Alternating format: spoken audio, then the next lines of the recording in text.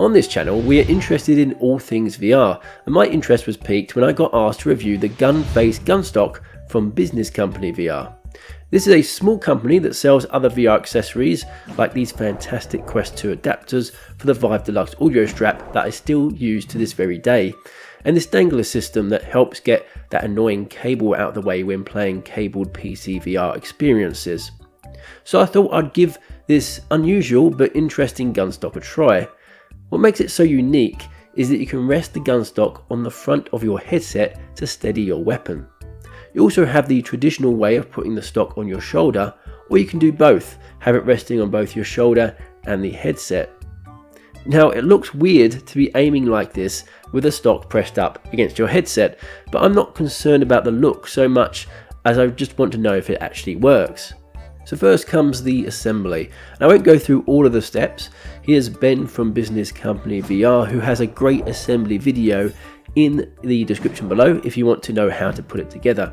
I will just say that it has two modes, one with just the VR headset stock and the other that includes a shoulder stock too. It's also adjustable so you can get the proportions pretty much how you want them, and I found it quite easy to put together. I had a little trouble with one of the nuts not tightening as it should, but I took it out and reseated it, and that seemed to have fixed the issue.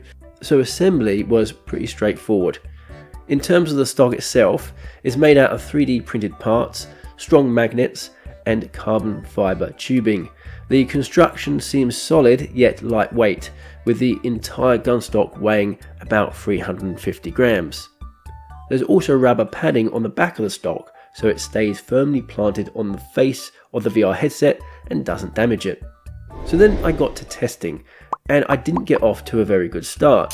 I started by using the Gunstock with games like Medal of Honor VR and Sniper Elite. Here you are seeing me playing Sniper Elite with the Gunstock.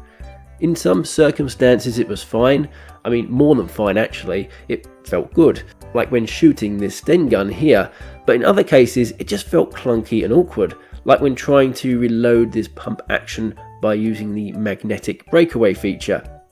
I realised that I probably needed more practice with the Gunstock, but I did feel like even with practice it might be more of a hindrance than a help in some circumstances. Now Resident Evil 4 was much more compatible. The sniper rifle worked a treat, as did the shotgun.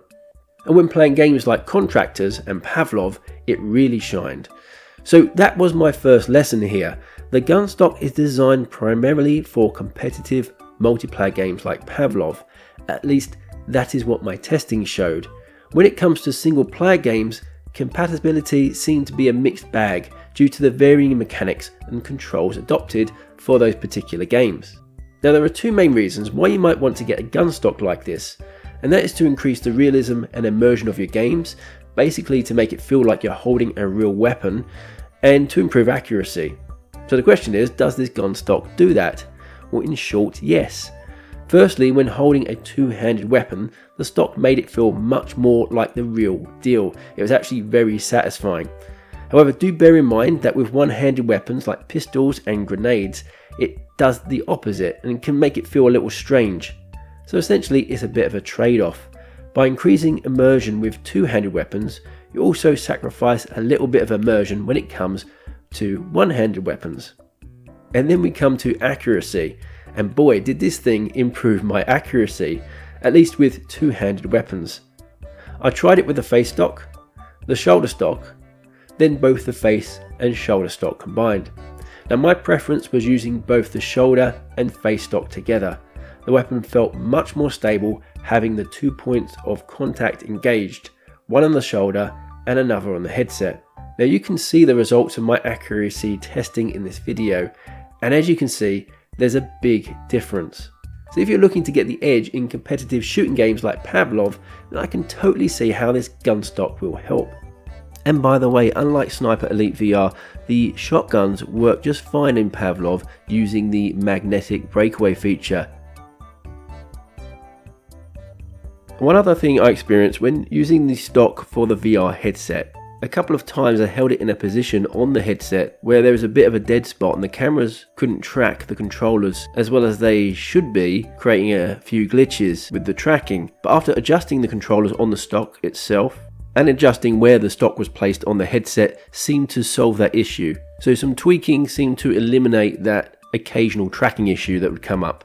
Now just 2 more things to keep in mind before I finish. Although it never happened to me in testing, one thing to be aware of if you're using the Face Gunstock, just be careful you don't uppercut your headset. I can imagine in the heat of gameplay, you could possibly do that with the Face stock by accident.